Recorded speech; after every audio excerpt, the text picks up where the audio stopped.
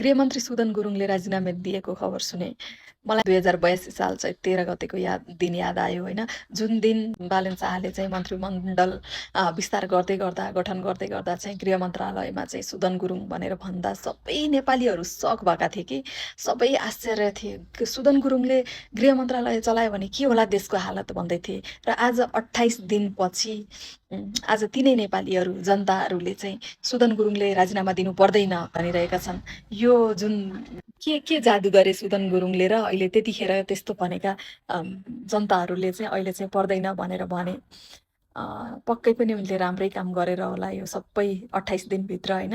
त्यही भएर त त्यतिखेर आलोचना गर्ने जनताहरू आज उनको पक्षमा देखिन्छन्।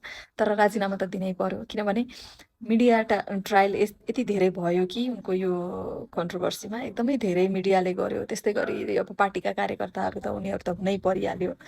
जे भए पनि जनताले चाहिँ खोजेका छैन रहेछन्।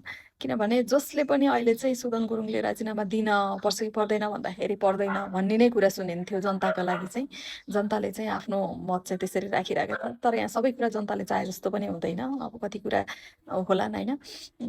तर यो चेन्जेस चाहिँ देखेँ मैले एउटा, जुन चाहिँ 13 गतेको दिन थियो होइन, त्यहाँ जनताले के भनिरहेका थिए र आजको दिनमा चाहिँ जनताले के भनिरहेका छन् भन्ने।